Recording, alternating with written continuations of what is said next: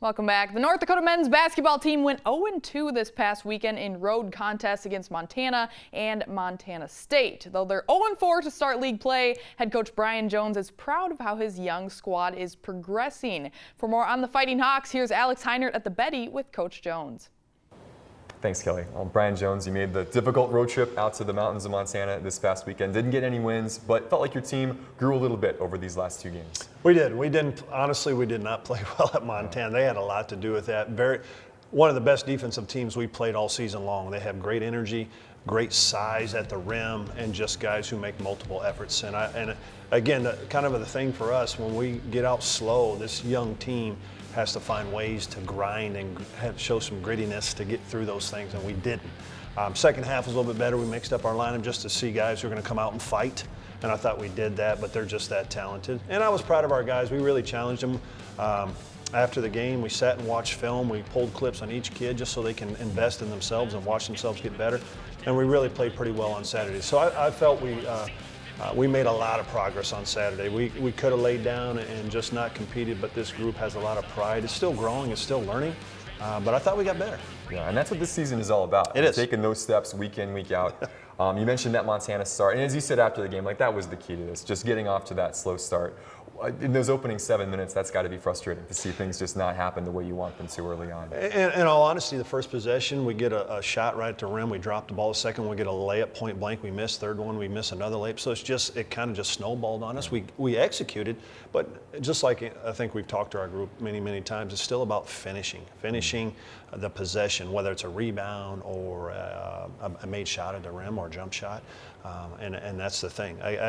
Anytime on the road in a hostile environment, your start is always key. If you can get out of the gates and just be solid and not have a big deficit, I think you're going to give yourselves a chance to manage the rest of the half. And this group has to be so much more dialed in and understanding the start of a game, but also the finish of a half and the finish of a game. Those are the three areas. Start of the game, finish of the half, finish of the game was where they have to continue to really grow and show some toughness and discipline. Yeah, when you look at that Grizzly performance, and again, they rack up a lot of points in that game, and when you try and correct some of those things, what does that method look like, just to try and help the guys overcome tough performances like that? Honestly, it's a lot of film, watching themselves, being more accountable, seeing where they can grow, Sure. Obviously from a team, understanding what our system is. This group right now is really, we've had to really simplify things because I think they are struggling with our system, so we have to make some changes and simplify so they are not thinking as much and they can handle that. But I think it's more about investing in them, and they have to see themselves doing things well, recognizing that, but also recognize the things where they have to continue to grow. These things lead to winning. These are winning plays. These things lead to losing and getting you behind the 8 ball. Yeah, you mentioned some of those changes that you made from Thursday to Saturday, and those changes paid off against the good Montana State team. A little more spark from this group. What did you see that you liked on Saturday? Really just a lot of, the toughness thing and really pulling and staying together. I think at times when you play poorly, you tend to pull apart this group. Picking guys up off the floor, there was multiple efforts, there was voices going, there was a little bit of swagger going, and I think that's the thing where there's signs of growth, there's signs of kind of slowly, this team will turn the corner. I just don't know when it is. It's going to take time. As I mentioned time and time again, we're not going to cut corners. We got to find ways, maybe like I said, to simplify it so they can be at their best, what they can handle right now, because there is so many new guys. Yeah. And quite honestly, our schedule, the teams that we all played are 15-3. It hasn't helped. So it's not like we're playing teams that are poor. And again, you got to go out every night. This league is as tough it's ever been since we've been in it. So we got to come out and really compete, whether it's at home or away. We're seeing through this league right now, Idaho gets beat at home. They could have lost 2 last weekend. You know, it just shows you this year, if you're not ready to play and ready to compete and really claw and fight your way for 40 minutes, it's going to be a tough night. Yeah. You mentioned the young guys starting to come around. Trey Buchanan was a really bright spot over this weekend. 3 of the last 4 games, he's been in double figures, led you in scoring in both of those games. What has helped him turn the corner in these recent weeks? He has limitless confidence. I mean, he exudes it. He's a scorer by trade. That's who he is.